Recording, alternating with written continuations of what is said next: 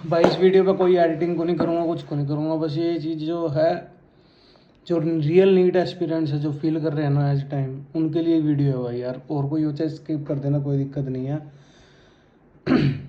ये बात मेरे को क्यों पता है, क्योंकि मेरे घर में ही सेम डिट्टो चीज़ हुई थी, जो कि 5 महीने, इनफैक्ट मैंने तो नहीं, लेकिन मेरे मम्मी पापा ने फेस करी थी same to same cheese.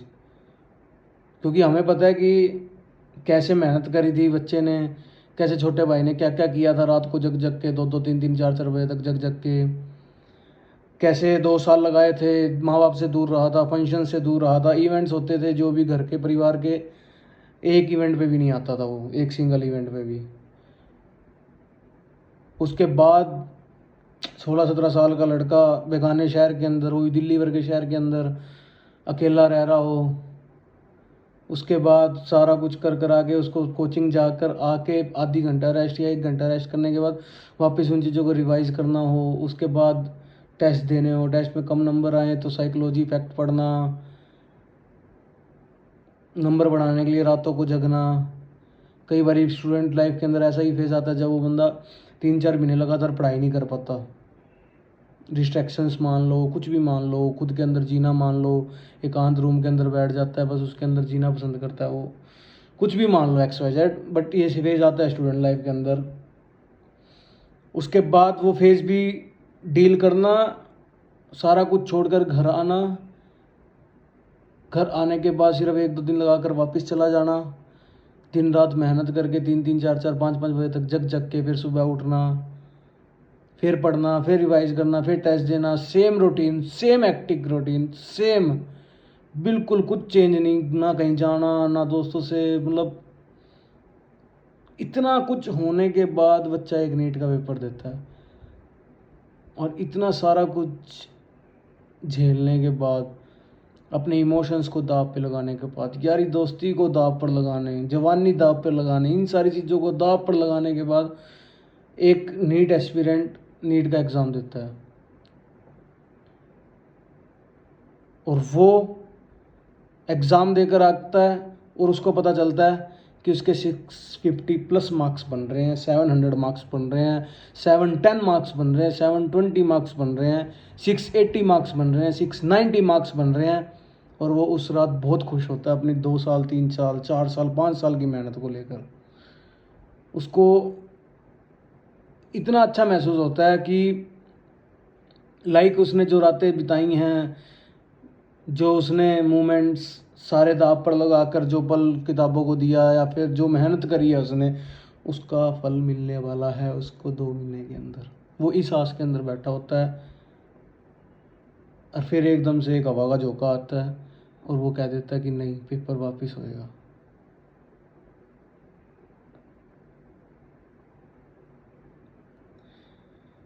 इक्विडिटी and ये सबसे बड़ी बॉडीज़ हैं पूरे इंडिया की जो एग्ज़ाम कंडक्ट करवाती हैं।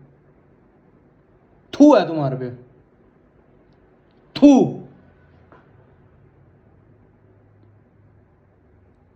एक तुम पेपर लीक होने से नहीं बचा सकते,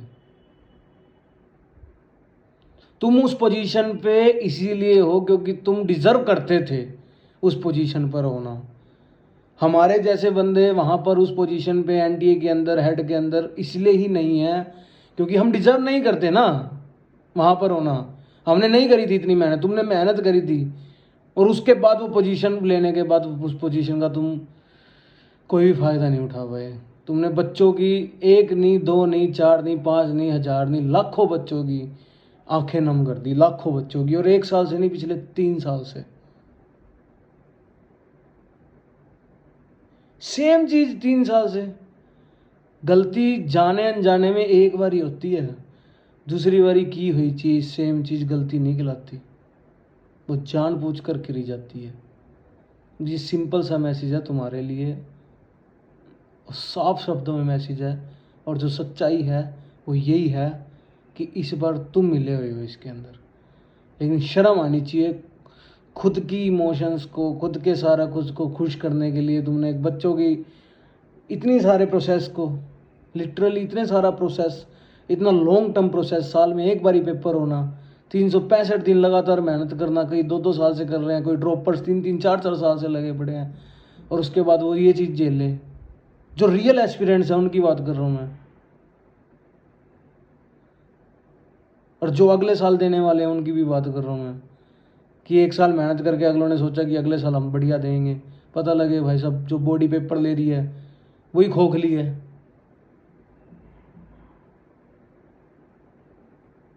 ढांचा हो तुम, ढांचा बस, काय की बॉडी, सोल नहीं है तुम्हारे अंदर, फीलिंग्स नहीं है।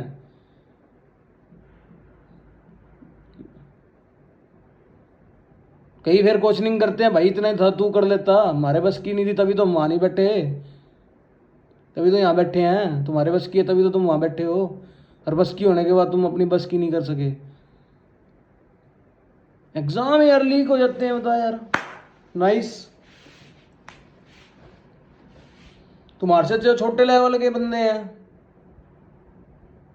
जो ट्यूशन पढ़ाते हैं वो है पेपर नहीं लीक होते थे, तुम्हारे से अच्छे तो वो हैं, वो 10 बच्चों की सोच रहे हैं, तुम लाखों की नहीं सोचते। एग्जाम लीक हो जाना, लेकिन क्या फायदा, मेरे को पता है इन चीज़ का भी, मैं भी जो बोल रहा हूँ इसका कोई फायदा ही नहीं है, जो अब तक हुआ उस चीज़ का भी कोई फायदा नहीं है, मेरे को सारा कुछ पता है।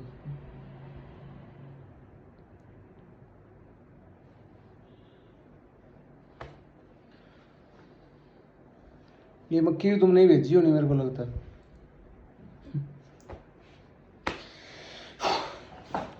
भाई मेरे छोटे भाइयों, एक ही बात कहना चाहूँगा, इसमें तुम्हारी कोई गलती नहीं है, तुमने अपना 100% दिया था, अपने दिल से दिया था। ये जीवन है और सहना पड़ता है यहाँ पर बहुत कुछ। कई बारी बंदे के अंदर इतनी क्षमता होती है, इतनी स्ट्रेंथ होती है, वो कुछ नहीं कर पाता, कुछ भी नहीं कर पाता। इसका मतलब उसको भी उस पोजीशन पर जाने की अनुमति नहीं है भगवान के द्वारा, या फिर कोई भी एनर्जी मान लो, कोई भी सराउंडिंग मान लो। जब तुम्हारा टाइम आएगा तभी आएगा। तो इन चीज़ों पर ना कर कर खुद ने 100% दिया था ना, बस उस पर वो रखो, उस पर बिलीव रखो। दिल को समझाना ज़रूरी होता है। तुम्हारे दिल को पता है कि तुमने 100% दिया है, कोई दिक्कत नहीं, अगली बार फेर दो, तुम तो अपना 100% दो। ये कई होते हैं नीच हरकत करने वाले, उनका तो वही रखवाला है। भाई अपनी तो तहे दिल से विनती है, इंसाफ दिला दो इन बच्चों को, और कुछ विनती नहीं है। अगर ये वीडियो यहीं कहीं रह जाती है तो ठीक है, फिर पड़ी रहने देते हैं। अगर ये थोड़ी दूर तक जाती है तो भाई हाथ जोड़ के विनती है।